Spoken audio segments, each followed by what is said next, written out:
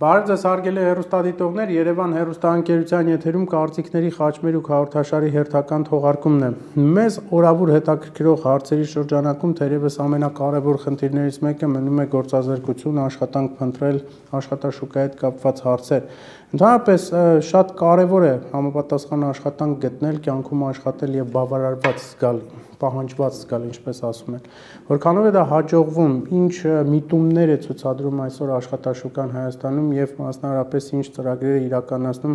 աշխատանքի զբաղվածության պետական ծառայություն գործակալությունը, այս կարևոր հարցերի շուրջ մենք այսօր կզրուցենք գործակալության պետի Սոնա Հարությունյանի հետ։ Բարև ձեզ, Տիկին Հարությունյան, անչափ շնորհակալություն, որ մեր հրավերն ընդունել եք։ Նախ հաղորդման սկզբում ես կխնդրեի ձեզ, որպեսզի այսպես վիճակագրական ընդհանուր պատկեր ներկայացնենք, ինչ թիվ ունենք գործազրկության հետ, աշխատաշուկայի միտումների հետ կապված եւ ինչ զարգացումներ են սպասվում եւ ինչ ազդեցություն է թողել ընդհանրապես ճգնաժամը, կարողանում ենք հաղթահարել եւ այլն։ Նոր կանցնենք ընթացս այլ հարցերի։ Ընդհանուր առմամբ որպես աշխատաշուկայի ցուցանիշներ քննարկվում է գործազրկության մակարդակը, իրական գործազրկության մակարդակը, աշխատանք փնտրողների եւ գործազուրկների թիվը։ 2012 թվականի հունվարին ազգային վիճակագրական ծառայության հաշվարկներով պաշտոնական գործազրկության մակարդակը մեր երկրում կազմել է 6.2%։ Եվ բնականաբար իրականացում է նաև տնային տնտեսությունների հետազոտություն եւ աշխատանքի միջազգային կառուցվածքային մեթոդաբանությամբ գնահատվում է իրական գործազրկության մակարդակը, որը կազմում է 20.9%։ Իհարկե, այս տոկոսները խիստ տարբեր են մարզերում կապված մարզերի անապաչափ զարգացման հետ։ Ինչ վերաբերվում է գործազուրկների թվաքանակին, ապա հունվարի 1-ի դրությամբ 10,000-ով կրճատվել է գործազուրկների թիվը եւ ներկայումս կազմում է 64,000 անց, իսկ աշխատանք փնտրողներին է 75,000։ Բայց այս տարի առանձնահատուկ կարևոր ցուցանիշ է մեր համար գնահատել եւ վերլուծել հատկապես թափուր աշխատատեղերի թիվը, որը նախորդ տարվա նույն ժամանակաշրջանի համեմատ գրեթե 36%-ով աճել է եւ միայն օգոստոս ամսին մենք գործատուներից ստացել ենք շուրջ 3000 թափուր աշխատատեղեր։ Եվ մեր համար կարևորագույն ցուցանիշ է ոչ միայն թափուր աշխատատեղերի թիվը, այլ լրացված թափուր աշխատատեղերի թիվը տվյալ ժամանակաշրջան։ Ինչու եմ այս մասին խոսում, որովհետև լուրջ խնդիր է աշխատաշուկայի անհավասարակշռվածությունը, եթե կան համապատասխան թափուր աշխատատեղեր կամ չկան համապատասխան մասնագետներ կամ տվյալ տարածքում չկան համապատասխան մասնագետներ։ Եվ այս տեսակետից, եթե մենք մինչև հիմա որդեգրել էինք աշխատաշուկայի եվրոպական մոդելը, որը ենթադրում է հատկապես պետական ծրագրեր իրականացնել աշխատաշուկայում անորցունակ խմբերի համար, հիմա կարևոր է դառնում նաև որոշ չափով ճապոնական մոդելը, որ միջոցառումներ ձեռնարկել, որ աշխատողները մնան իրենց աշխատատեղերում եւ բարձրացնեն իրենց հմտությունները եւ նաեւ համապատասխան միջոցառումներ ձեռնարկել այս թափուր աշխատատեղերը օր առաջ լրացնելու համար։ Շատ լավ, հիմա մենք հանգամանորեն դուք իրավիճակը ներկայացրեցիք, բայց ինձ ավելի կոնկրետ բնականաբար հարցադրումներ են հետաքրքրում։ Նախ ես կխնդրեի, որպեսզի իրավիճակը նաև մարզերում, ներկայացնենք, որովհետև մենք գիտենք փոքր շատ աշխատությունը մայրաքաղաքում, այստեղ հնարավոր է ինչ որ կերպ աշխատանք գտնել, աշխատանքի տեղավորել, իսկ մարզերում ինչ վիճակ է այս առումով, այնտեղ ինչ մասնագիտություններ են ավելի շատ պահանջված։ Ճիշտն ասած, թափուր աշխատատեղերի կեսից ավելին Երևանին է, բայց այս թափուր աշխատատեղերն էլ առանձնանում են, որ հիմնականում բանվորական մասնագիտությունների եւ ծառայությունների ոլորտի է վերաբերում։ Մարզերում մենք ունենք թափուր աշխատատեղեր բժիշկների համար, ի տարբերություն Երևանի 137 թափուր աշխատատեղ կա հաշվապահների, իրավաբանների համար թափուր աշխատատեղեր։ Մեծ աշխատատեղեր ներկայացվեց Լոռու մարզում կազմակերպված աշխատանքային տոնավաճառի ժամանակ եւ Վանաձորից մասնակցում էր Քիմպրոմ գործարանը եւ տոնավաճառին ներկայացվեց շուրջ 580 արկա թափուր աշխատատեղեր եւ գրեթե այդքան էլ կանխատեսվող աշխատատեղեր։ Եվ այստեղ արդեն խնդիրը ոչ միայն թափուր աշխատատեղերի թիվն էր, այսինքն այս դեպքում գոնե դա խնդիր չէր, այսինքն կան, բայց խնդիրը արդեն համապատասխան մասնագետների պակասն էր։ Նախատեսվում է արդեն ընթացքի մեջ են համապատասխան մասնագիտական ուսուցման ծրագրեր եղած աշխատուժի հաշվառված գործազուրկների շնորհիվ ուսուցման արդյունքում այդ թափուր աշխատատեղերը լրացնել, բայց սա բավարար չի, որովհետև առաջարկի մեջ չկան այն մասնագետները պոտենցիալ, որոնք կարող են լրացնել թափուր աշխատատեղեր։ Այ մարզերի համար սա խնդիր է։ Խնդիրը նշեցի այն մասնագիտությունների գծով, որոնք չկան մասնագետներ։ Նման աշխատուժի ներքին տեղաշարժ կազմակերպելու եւ նաեւ ներքին միգրացիան կազմակերպելու եւ այդ աշխատատեղերը լրացվելու համար մի հետաքրքիր ծրագիր է իրականացում, պետական ծրագիր է այլ վայր տեղափոխվելու դեպքում գործազուրկին ծախսերի փոխհատուցման ծրագիր։ Եվ այս վերջի տարիներին այս ծրագիրը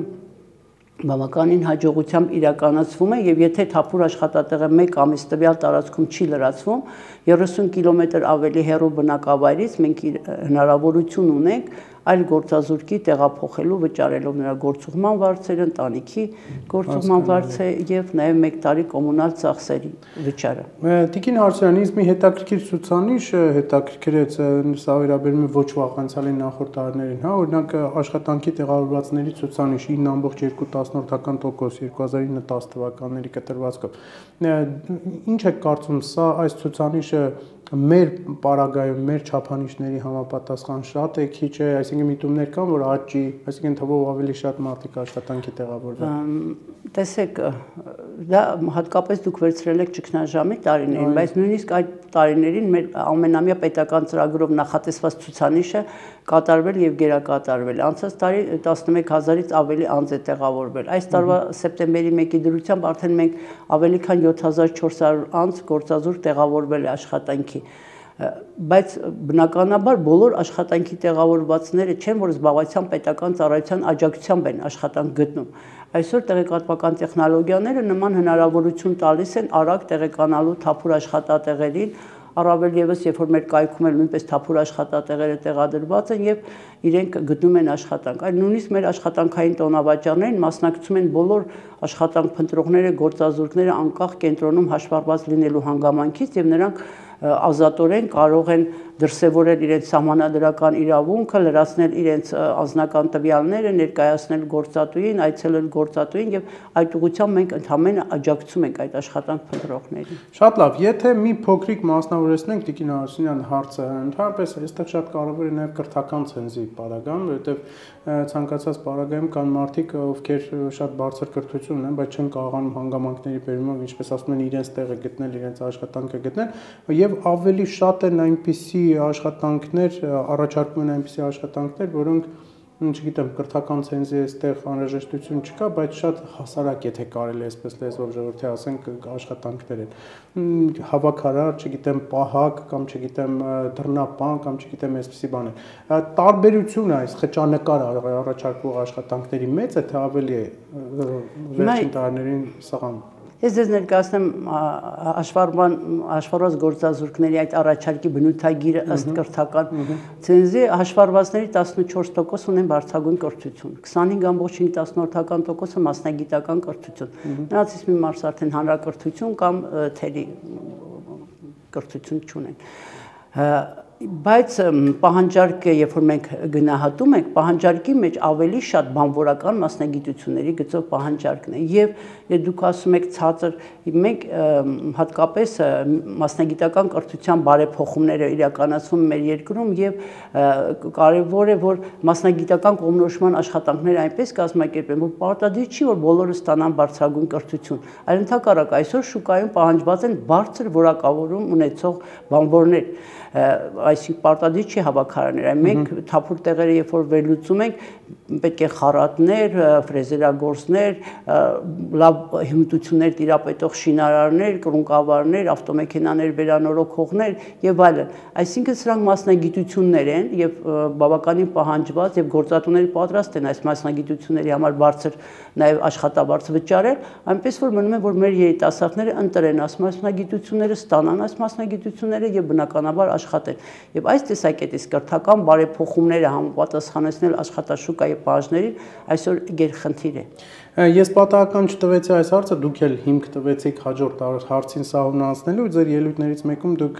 չափազանց կարևորել եք այս խնդիրը եւ շեշտադրումը կատարել այդ ուղղությամբ, բնականաբար կրթական համակարգի եւ աշխատաշուկայի անհամապատասխանության, ինչպես ասում են հարցն է։ Չեք կարծում, որ այս խնդիրը շատ կարևոր է համագործակցելու տեսանկյունից աշխատանք ավելի սերտ բուհերի ուսանողների հետ, որովհետև իրենք երբ որ մասնագիտություններ են առաջարկում, հա, ուսանողներին, ապագա մասնագետներին, իրենք նաև պետք է աշխատաշուկայի հետ կապված այս հանգամանքը հաշվի առնեն, այսինքն մրցունակ մասնագիտություններ լինեն։ Խոսենք եւ օրենսդրությունից եւ պրակտիկ իրականացումից։ Զբաղվածության ոլորտը կարգավորող օրենքում հստակ գրված է, որ մենք պարտավոր ենք տեղեկատվություն տրամադրել կրթության եւ գիտության նախարարությանը, մենք ասելով նկատի ունեմ աշխատանքի եւ սոցիալական հարցերի նախարարությունը, մասնագիտական եւ արհեստագործական կրթության վերաբերյալ եւ դա պարբերաբար իրականացվում է նաեւ իրականացված հետազոտությունների արդյունքների հիման վրա տրվում է տեղեկատվություն թե որ մարզում որ մասնագիտությունների գծով որքան պահանջարկ կա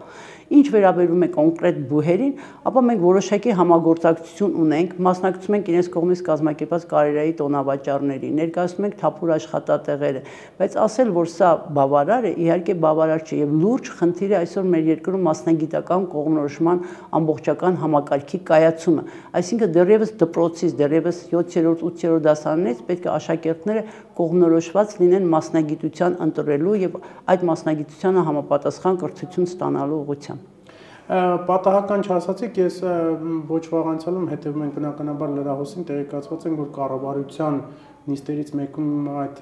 հայեցակարգը քննարկվեց մասնագիտական կողմնորոշման զարգացման նաև հետագա հայեցակարգը։ Դուք գոհ եք քննարկումներից, այսինքն ինչ է հեռանկար է սպասում այս առումով այս հարցի շրջանակներում։ Մենք ոչ միայն գոհ ենք, այլ ակտիվ մասնակցել ենք քննարկմանը, տվել ենք համապատասխան դիտողություններ եւ առաջարկություններ եւ բնականաբար որոշակի ակնկալիք ունենք, որ հայեցակարգը ընդունվելուց հետո կմշակվեն համապատասխան միջոցառումներ, մասնագիտական կողմնորոշման ամբողջ համակարգը կատարելագործելու մեթոդոլոգիան համապատասխան կենտրոն ստեղծելու եւ նաեւ մեր զբաղվածության տարածքային կենտրոնների համար է նախատեսվում համապատասխան գործառույթներ եւ նաեւ դպրոցների ուսուցիչների համար, որ նրանք ստանան աշխատաշուկայի վերաբերյալ տեղեկատվություն, նրանք վերապատրաստվեն եւ կարողանան ճիշտ տեղեկատվություն տրամադրել աշակերտներին։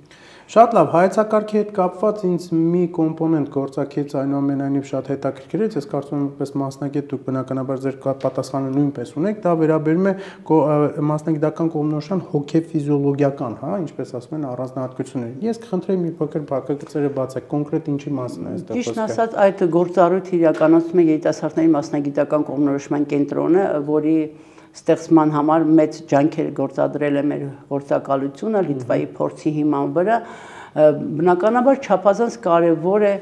շահառուի տվյալ դեպքում աշակերտի կամ երիտասարդի կարողությունների գնահատումը համապատասխան տեստերի միջոցով։ Կարողությունները գնահատելուց հետո արդեն տրվում է համապատասխան խորհրդատվություն, թե ինքը որ մասնագիտությամբ ավելի մեծ հաջողություններ կունենա։ Իհարկե որոշումը յուրաքանչյուր անհատին է, բայց խորհրդատվության համապատասխան ֆիլմերի միջոցով կազմակերպվում է այդ կողմնորոշման գործընթացը, որի արդյունքում բնականաբար գիտեք նախկինում հիմնականում ծնողները սոցիալական միջավայրն են դեր ունենում մասնագիտության ընտրության հարցում, բայց այս դեպքում գիտական մեթոդները ավելի լավագույն արդյունք բնականաբար կարող են ապահովել։ Շատ լավ, աշխատանքը ձեր բնականաբար այնքան կարևոր է այս ոլորտի կառավարությունը իր կողմից ծրագրերը մշակում եւ իրականացնում, բայց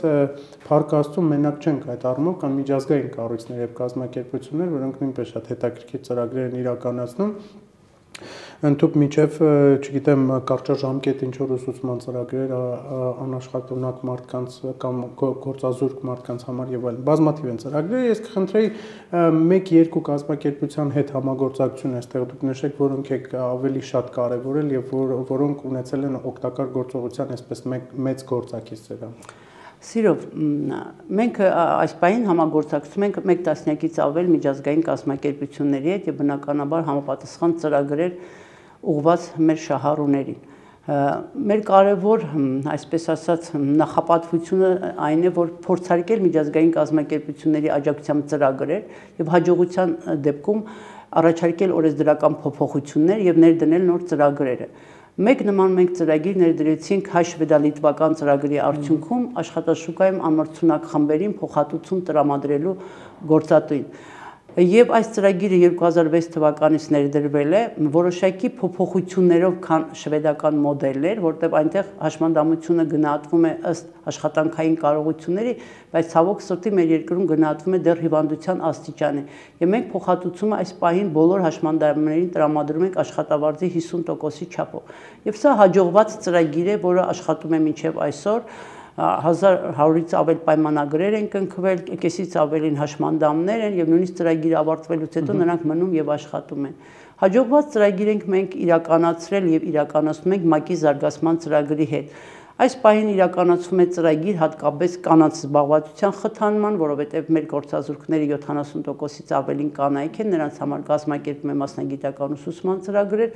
եւ նաեւ պրակտիկայի կազմակերպում գործատուի մոտ։ Այս ծրագիրը իրականացվում է երիտասարդների համար, նրանք ովքեր ունեն կրթություն, բայց չունեն աշխատանքային փորձ։ Իդեպ մենք նման պետական ծրագիրել ենք ներդրել եւ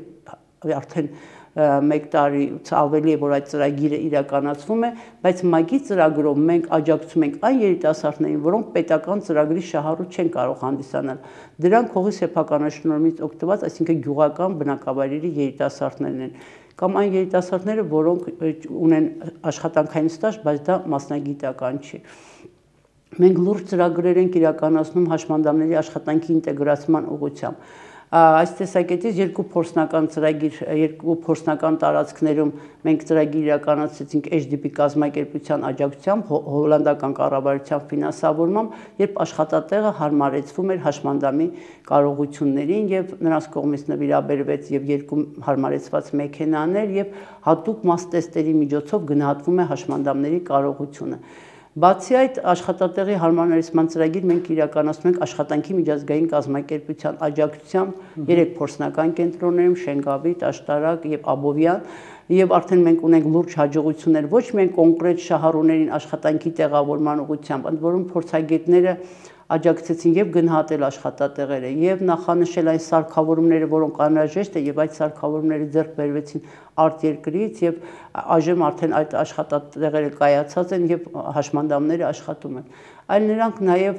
լուրջ վերապատրաստումներ իրականացրեցին մեր մասնագետների եւ ԲՍՓ մասնագետների, որ նրանք կարողանան այսուհետ հենց իրենք գնահատեն հաշմանդամների կարողությունները եւ աշխատատեղը։ Եվ այսօր մենք ունենք պետական ծրագիր, որը շատ դժվարությամբ ենք իրականացնում, որովհետեւ ոչ բոլոր մասնագետներն են, որ ունեն նման կարողություն։ Եվ մենք մտադրված ենք, որ նման վերապատրաստումներ իրականացվի մյուս տարածքային կենտրոններում, որ կարողանանք հաջողությամբ իրականացնել նաև այս ծրագիրը։ Շատ լավ, Տիկին Հարությունյան, ընդհանրապես եթե մենք խոսում ենք աշխատաշուկայի մասին, երկու բաղադրիչ կա՝ առաջարկ եւ պահանջարկ։ Ինձ երկրորդ թիվն է հետաքրքրում, ես տոկոսային մի թիվ ներկայացրեցի, երկրորդը ասեմ, աշխատաշուկայում առաջարկը Հայաստանի Հանրապետությունում գերազանցում է պահանջարկին մոտ 10 անգամ։ Այսինքն սա գործատուների երևի ընտրության շրջանակներն է, հա, օնլայնում։ Այսինքն սա նորմալ երևույթ է այս բaragայում։ Ցանկացած անհամապատասխանություն բնականաբար նորմալ չէ, բայց դրա համար կարևոր է երկրի տնտեսական վիճակ։ Այդ տեսեք, կա տնտեսական աճ, ստեղծվում են նոր աշխատատեղեր, այս հարաբերակցությունը կրճատվում է։ Այսինքն խնդիրը այդ թափուր աշխատատեղերի ավելի շատ ստեղծելն է։ Եվ ցանկացած երկրում կա գործազրկություն, նույնիսկ Ավստրիայում, երբ որ ամենացածր գործազրկության մակարդակն է, այդտեղ 5%, կա երիտասարդների շրջանում ավելի պակաս, որը կառուցվածքային գործազրկության դեր ունի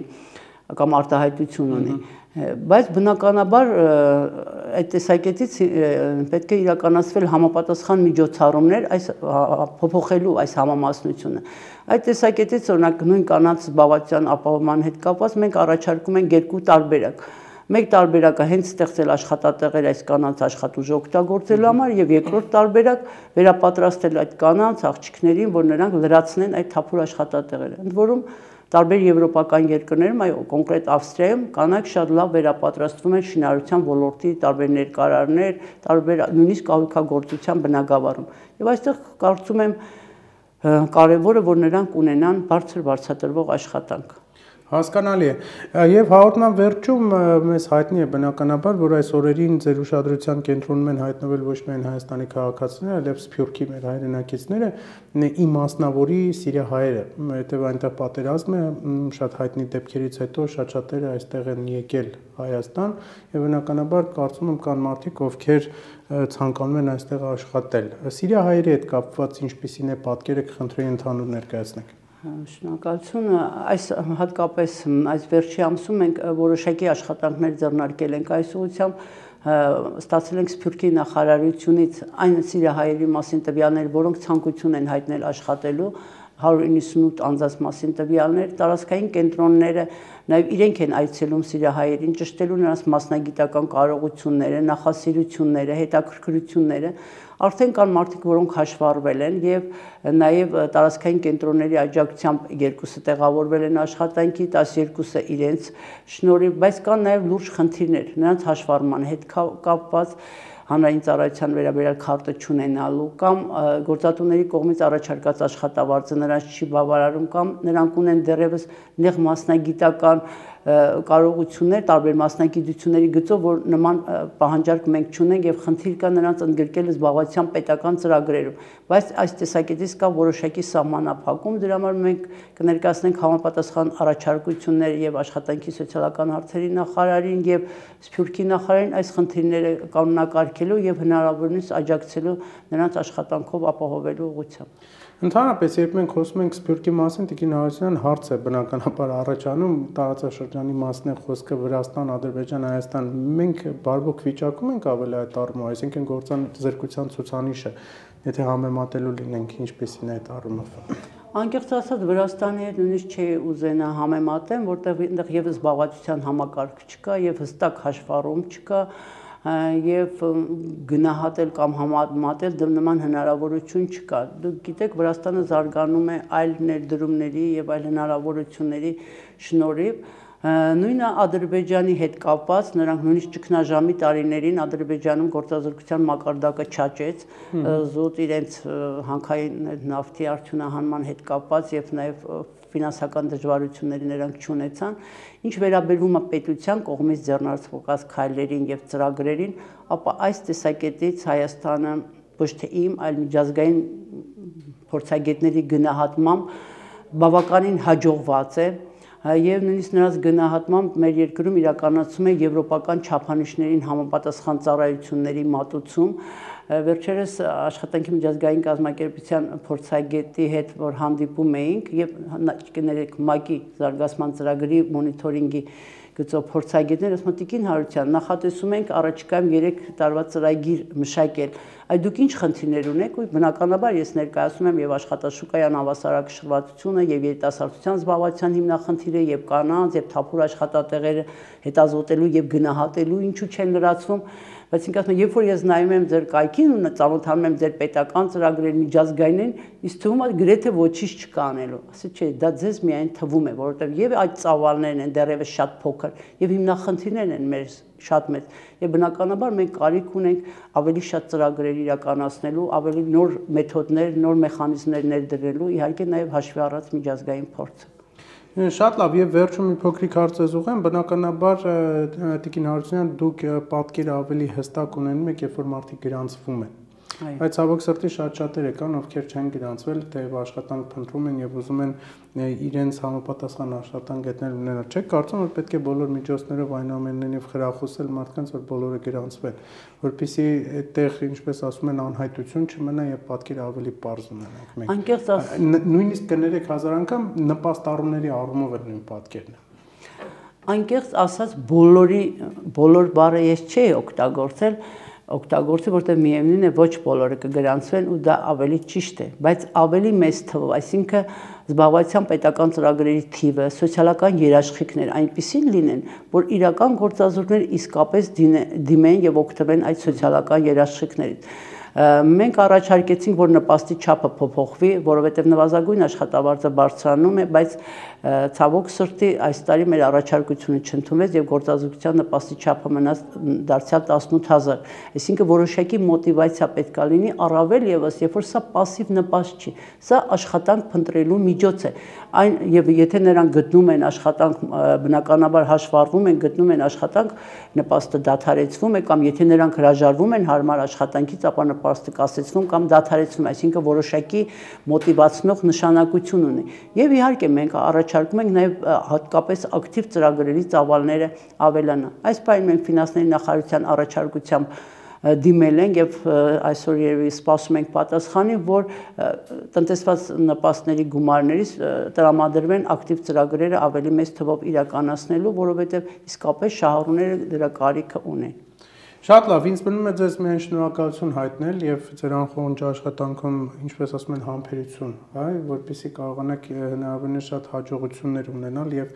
մենք էլ տեսնենք ձեր աշխատանքի արդյունքում շատ-շատերին աշխատանք գտած եւ բավարարված, ինչպես ասում են։ Շնորհակալություն հետաքրքիր զրույցի համար եւ հարցերին պատասխանելու համար։ Շնորհակալություն։ Հարգելի հեռուստադիտողներ, այսպեսին էր կարծիքների խաչմերուկ հաղորդաշարի հերթական թողարկումը։ Մենք կհանդիպենք եթերում։ Մնացեք խաղաղությամբ։